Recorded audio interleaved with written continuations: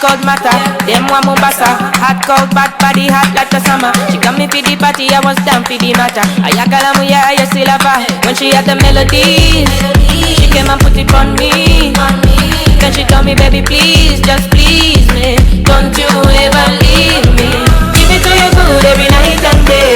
I'm Kim, baby, you know I don't play. Do it on, just sing every day.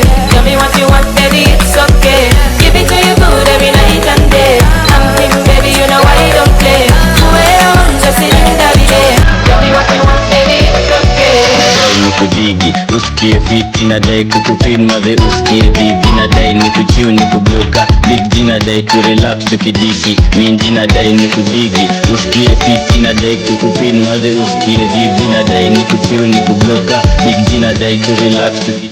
Okay, ukwebaza okwekumira ku the mighty Babasa olunakulubana Monday tuba tuyingidde Ranks Venom of course netsana chiwala chi Evelyn Sukali yenze vibe lit monster tuba tuyingidde omustyle nkambwenye ebera mu weekend byonna tubireeta bulambalamba n'obirabako tuli ku Serena Hotel tonight tuli mu Hipipo Awards zibadde nga emirundi gyonna leero tusazeewo tubikuleetere bulambalamba tuli ne hashtag level 1 project abayimbi bangi nnyo abali nominated tugenda funa categories zonna bagwawa ogwawa. It's more of fashion tuli mu kweragako kwerabisa nange navuddeyo mu ka black naleese kye bayita ekimalo fa kasawa kwekali kachaini kwekali mpola ndi simple nnyo tugenda bikulaga byonna tugenda singa kubeera nnyo bweru ku red carpet leero tuli nnyo mu bintu bya masape kulaga fashion so sigala ku the mighty Babasa BBS Terefayina Ranks Venom the hashtag is paka kejengi katubirabe.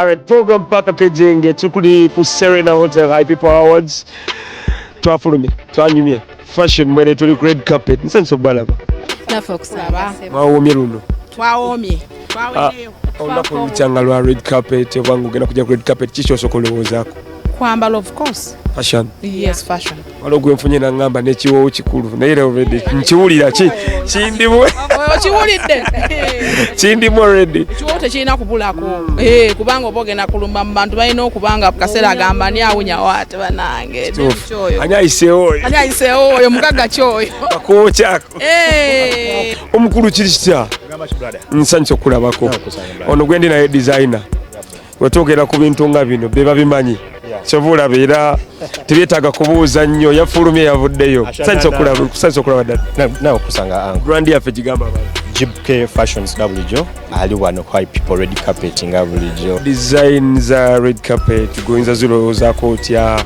omuntu asobola okubeera free omuntu asobola kwambala casual oba kyetagisa suit. It depends what ogenda red carpet is about what okitegera waliwo wetugenda ekituufu nga yeetaaga casual oba suit okitegera anko newabaawo kati nga wano eri bafreeze style osobola okuleeta suit osobola oleeta kafuna osobola oleeta nga bw'oli awo oba okitegeera kasita oba nga oggyeyo theme yaki ey'omukolo ogugenda mu maaso onako olukya nga tujja ku red carpet ng'eno kikyo nsooka olowoozaako kyosooka okulowooza kuwunya bulungi kiwowo then ekirala no ba fresh soka before man no loza kungeze nje okwambala because you have to be different at least yeah still wabale kunyirira daddy nyirira badde simanyi abanda bakiri kitya ate nno ndina single era wabaye kyana kiwala ekiri redde to mingo nga kiri ku BBS wendi abana abobuwala mwambale bulungi kubanga oyo capital bw'oyambala obulungi n'onyuma abasajja bagenda kukulaba balinamu ku ssente kitegeeza weeteze bulungi ate abasajja be bakulabaza essente ezo kasmile tokasuula olieta Patricia. I'm okay, thank you, ndi bulungi. Nkulaba ku nnyonyi, nkulaba eno, nkulaba eri kyolika kitya? Kyolika bulungi, it's really very nice. Mutonzi wa kituufu. Mutonzi yasalawo. Nsanyusa okulaba ku Hipipo Awards. Nange okusala. Wali nominated kuba nawo oli awo mu sector yafu. Ndi guest tomanya nyinza ovaayo ne ka award nga nze nganze in my career award gye nasooka okukwatako yali ya Hipipo Award. Yeah, that was I think 2015 or 16. So I've always loved Hipipo Awards. I love the setting. It's always beautiful. It's everything is so nice. Ate wabaya abayimbi kwegatebibowa. It's nice. Dadi nsanyusa okulaba. Nange nsanyusa okusala. Wowoomye. Kirungi. Wafaana nnyo omukolo. Kyakabi. Ka design ke bayita batya? Kano ka classic suit. Classic suit. Yeah, black and green. Black and green. Yeah. Wasinzidde kuki? Oba just? Yeah, I love black. Black a blending of bulungi nnyo ne ka green. Tugwawo mu line emu nange ndowooza ondaba. Black tasosola. Yeah, kuba olwo yaŋŋamba nti kasita oba ng'oveeka mu bintu ebimu tasosola ebintu ebisinga onyumisa fashion. Black kikulu nnyo. Ne mu wardrobe yo black is a must. Tuli ku Hipipo Awards tukyaliwo nnyo, nkyakuwa interviews nnyingi nnyo, nkyakuwa ba designer ab'enjawulo bangi, nkyakuwa buli anyumye n'abayimbi tujja kuba tubafunako katawezi mugiraba buli ayingira ebifaananyi biyitayitawo. Sean Magic kwali okubikuwa bulungi nnyo, Naziad kwali nnyo paka kejengi keep it lucky.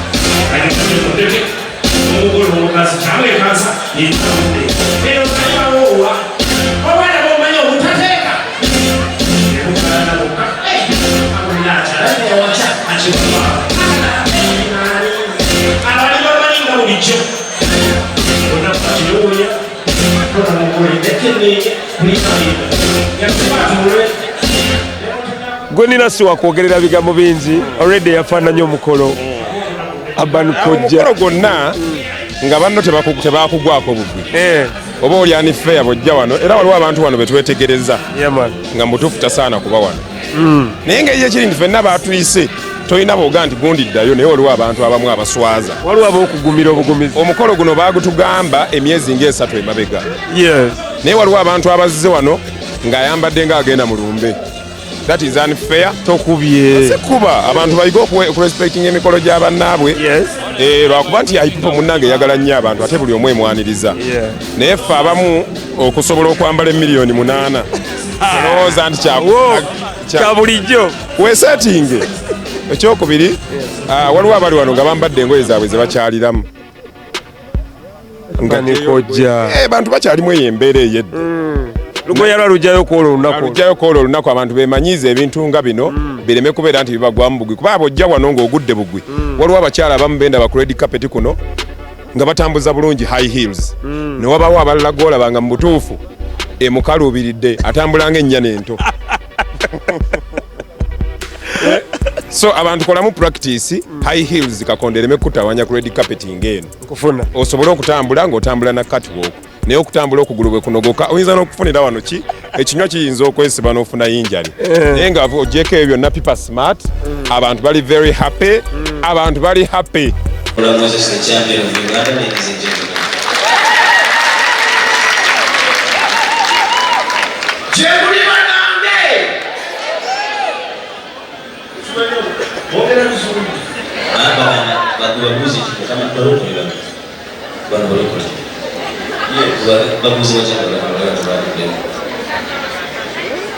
Kitaffe Katonda yeebazibwe. Nsanyusa okulaba. How you doing? Good. Hipipo Awards. Kimanyi kuba mu industry wakajja. Wabadde nominated ku luno. Definitely for the breakthrough artist of the year. Buwanguzi bwereere kuba nkimanyi obisobola obikola. Buwanguzi, right? Now we're winning already over Buwanguzi. So I'm really happy, grateful, and I'm so excited.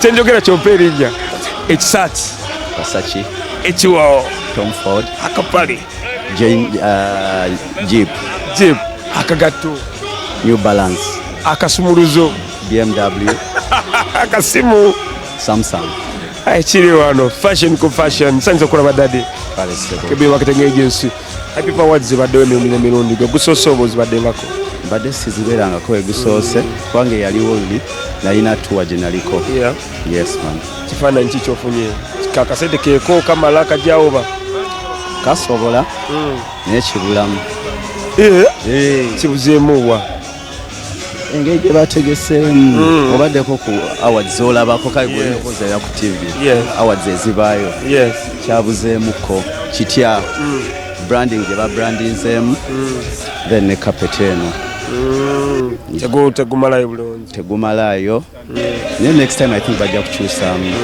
ekirungi bagenda biraba ku program paka kyekisinga ekyo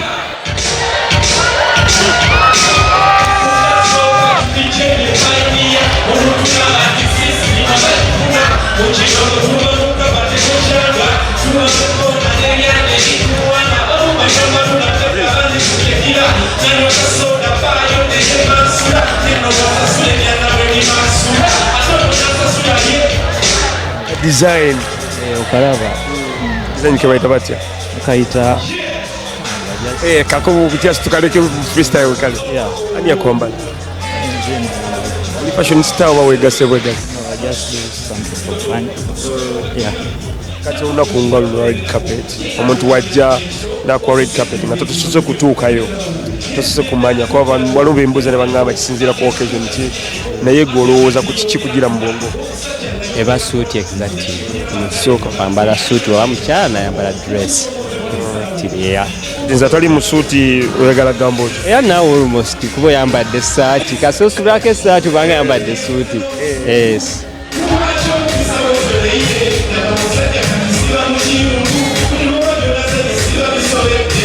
nsanso balabako Hipipo Awards mami guno gwe gusoose okuzibeera naye gwe zibaddenga mu ndowooza si gwe gusoose ntera okubeerawo naye I think gwe leero gwe gusoose okunda naye nga mbeerawo awards ziri prestigious z'abayimbi and it's good to attend and see industry etuuseewa you know abantu of course wano babapimapimamuko ne balaba nti kiri kitya so it's a good thing tukiwagira nnyo era kyekirwa kituli wano eno byebyo nno ebiriwo ku red carpet tukyalaba bangi nnyo tukyabirabira ddala nnyo abayimbi abamu tujja bakuwaako interviews ez'enjawulo abamu boolabyeko ne gye tulaga mu maaso bikyali bingi nnyo naye njagala nsooke nkuleke ofune ku lwendo lw'amazzi nange nafulumye nanywye neeyambaza naye katufune ku lwendo lw'amazzi tukomewo ku the mighty babasa the hashtag is paka kejenge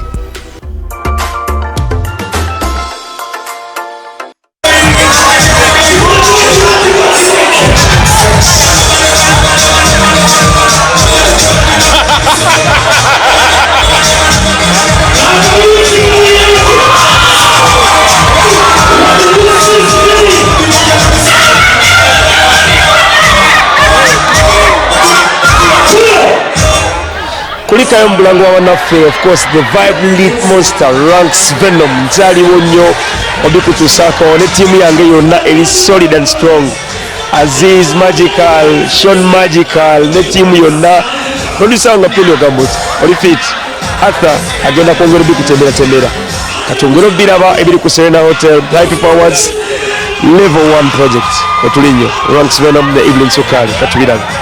My name is abaasinga for me.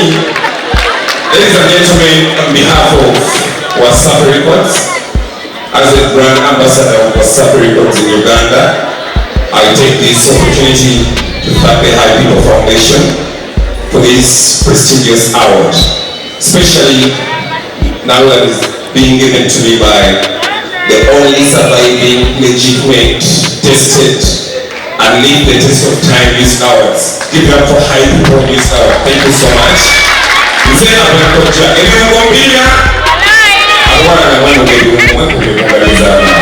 so much.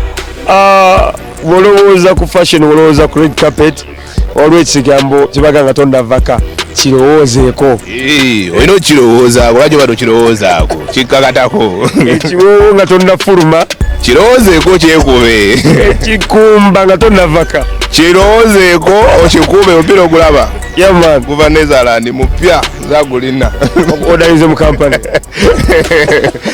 lega kiri kityalansi neyanzanye omusajja gwenda muyimbi era wetuli nnyonyi Hipipo Awards ffe tuzze tunyumirwe n'awaadi tuzifune ate kati obadde nominated mu bayimbi abasinga mwene ensi aga tovuga ate speed naawe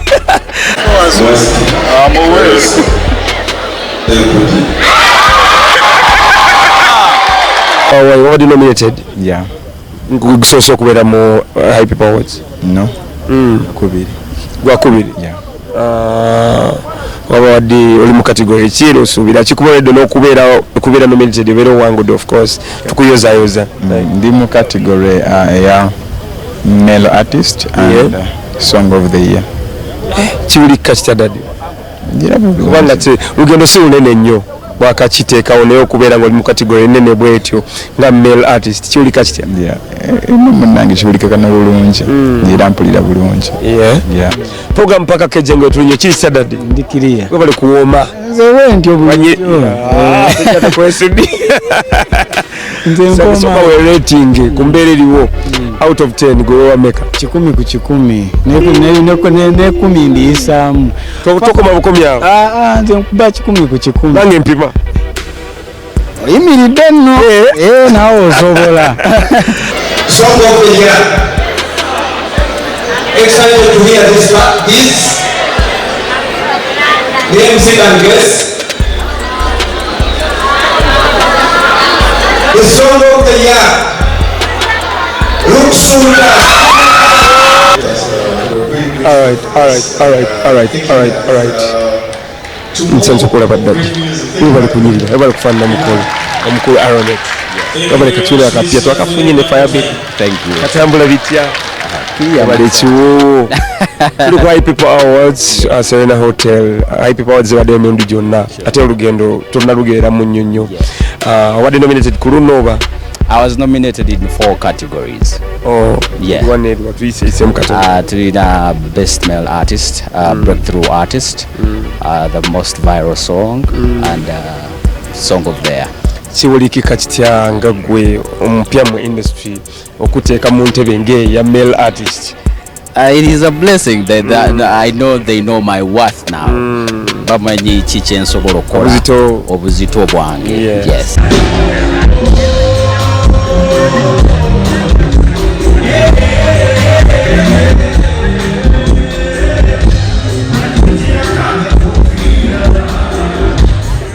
Kiri kitya? Kiri okay. Kiri fine? Yes. Ani abambala? Kampala costumes. Kampala costumes. Mbutuufu. Yabakebedde n'abajjayo. Endonga egenda etya? Endonga etambula bulungi. Hipipo Awards baddewo emirundi gyonna leero tugulina omwaka guno. Kyemmanyi tembera nko nominated. Olwaleero wetuli. Mubadde nominated ku luno oba muze tukuba mu kuba endongo? Tuli nominated. Mu category? Breakthrough artist and video of the year. Kiwulikika bulungi because this actually tunateloweza omwaka into the industry okuba nti we've made this milestone nti we're new artists and we've been nominated. It means someone is paying attention to our work. So it feels amazing. Mwebale kufuluma wa Rafiki Girls. Oh my God, msituke twetololemuko bino tukole embire ebyabalunzi. Program paka keje gutiwa mukunyumirwa bunyumirwa.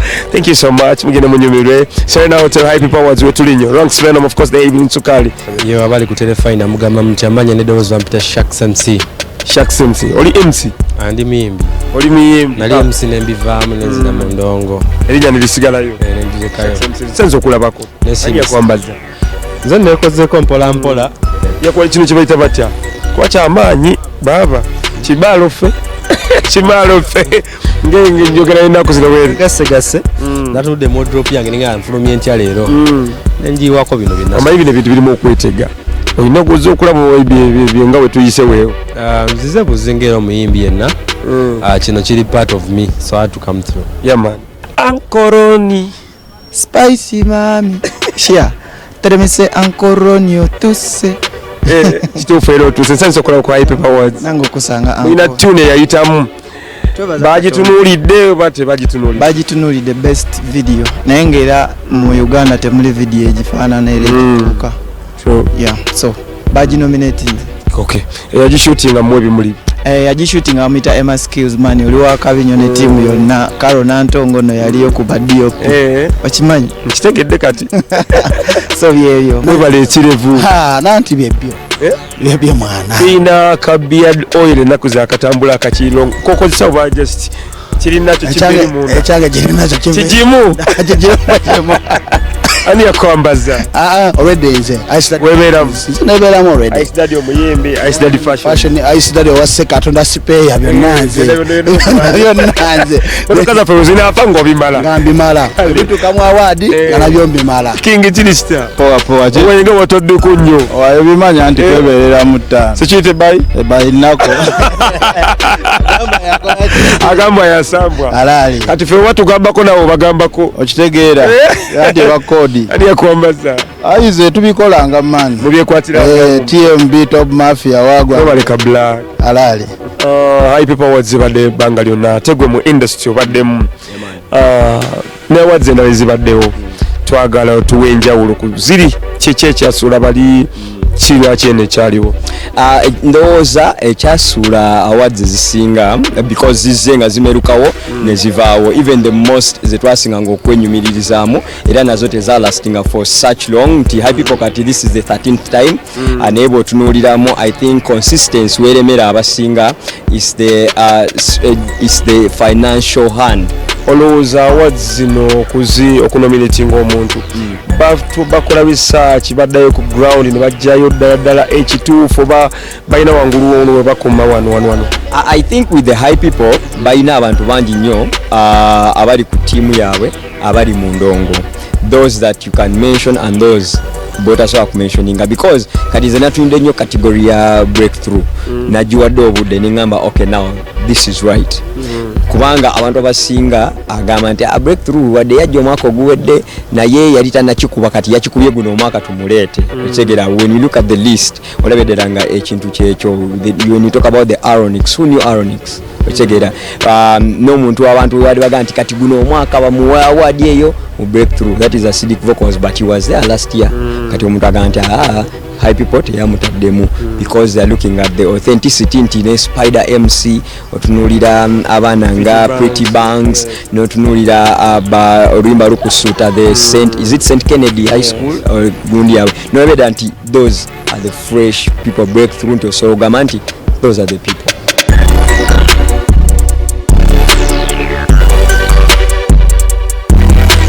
ebyo ne bibadde ku Serena tubadde mu mbeera ya red carpet tubadde mu mbeera y'abaki bossle nange nafulumye producer wange Sean Magic yagambye mweno gye bayita ekimaalo ffe kigambo twakijja ku kapeke ekiwoowo nakikubye abaniko janga yatugambye nti olowoozanga nnyo ku kiwoowo olowoozanga nnyo ku kikyo geno kwambala ku mukolo nga guno ku red carpet ng'eno bibadde birungi nnyo of course ebiwooma biggwa byokya njagala nkwerekereze naye nga nebaza tiimu yange yonna gye nkola nayo Aziz ku kamera Sean Magic ku kamera ne tiimu yonna abeera ku kamera tulutambula nabo kuli Alex Basingo kuli Hilary Kigozi namwe tubagala producer wange Penny sisobola kutaliza nkwagala nnyo mwana w'embogo ow'ekikamunange omubwati tutambula tetweta program paka kejenge olunaku Monday ranks Venom of course nekyana kyala kye Evelyn Sukali nso nyogera okusaba gwali ku Terefayina okutunoonyako kinoomu